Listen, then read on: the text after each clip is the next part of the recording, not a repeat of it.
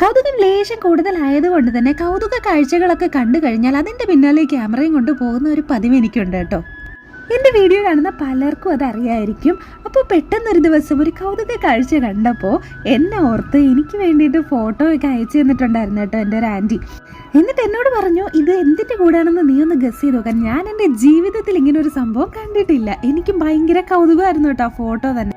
പക്ഷെ ആൻറ്റിയുടെ വീട്ടിൽ മോക്ക് ഇത് ബുക്കിൽ പഠിക്കാനുള്ളത് കൊണ്ട് അവൾ പെട്ടെന്ന് ഇതിൻ്റെ കൂടെ ഐഡൻറ്റിഫൈ ചെയ്തിട്ടുണ്ടെന്ന് പറഞ്ഞു കേട്ടോ. ആൻറ്റിയുടെ വീട്ടിലുണ്ടായിരുന്ന ഒരു ഹൈഡ്രാഞ്ചി എന്ന് പറയുന്ന ഒരു ചെറിയ ചെടിയിൽ ഈ മീറുറുമ്പൊക്കെ കൂട് കൂട്ടുമല്ലോ, അതുപോലെ ഇങ്ങനെ പൊതിഞ്ഞു വെച്ചിരുന്ന ഒരു കൂടിൻ്റെ ഉള്ളിൽ അതിനേക്കാൾ കുഞ്ഞൊരു നെസ്റ്റൊക്കെ പണിത് അതിനുള്ളിൽ കുഞ്ഞ് 2 മുട്ടയൊക്കെ ആയിട്ട് ഇരിക്കുന്നുണ്ട്.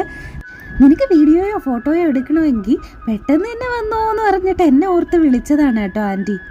പക്ഷെ പെട്ടെന്ന് പോകേണ്ട സാഹചര്യം ഒത്തുവരാത്തത് കൊണ്ട് ആൻറ്റി അടുത്തുള്ള ഒരാളിനെയൊക്കെ വിളിച്ചിട്ട് എനിക്ക് വേണ്ടിയിട്ട് വീഡിയോ എടുത്ത് അയച്ചു തന്നെയാണ് കേട്ടോ. എന്ത് ഭംഗിയായിട്ടല്ലേ ഒരു സ്റ്റിച്ചൊക്കെ ഇട്ടതുപോലെ ആ ലീഫൊക്കെ ചേർത്ത് തുന്നി ഒരു കൂടൊക്കെ ഉണ്ടാക്കി വെച്ചിരിക്കുന്നത്. അപ്പോൾ ഇതൊരു ടെയിലർ ബേർഡ് അഥവാ തുന്നാരൻ പക്ഷിയുടെ കൂടെന്നാണ് കേട്ടോ ഗൂഗിൾ ചെയ്തപ്പോൾ എനിക്ക് മനസ്സിലായത്. ഇത്രയും നല്ല കൗതുക കാഴ്ച ഒരുക്കി വെച്ച ആ പക്ഷിയെ കാണാൻ എനിക്കൊരു കൗതുകം. അങ്ങനെ ഞാൻ ഗൂഗിൾ ചെയ്തപ്പോൾ എനിക്ക് കിട്ടി, ഇതാണ് നമ്മുടെ ടെയിലർ ബേർഡ് അഥവാ തുന്നാരൻ പക്ഷി. വരും ദിവസങ്ങളിൽ ഈ തുന്നരൻ പക്ഷിയുടെ കൂടിന്റെ അപ്ഡേഷൻസും മുട്ട വിരിയാണെങ്കിൽ അതിന്റെ വീഡിയോസും നിറയെ കൗതുക കാഴ്ചകളുമായി വീണ്ടും കാണുന്നത് വരേക്കും ബൈ.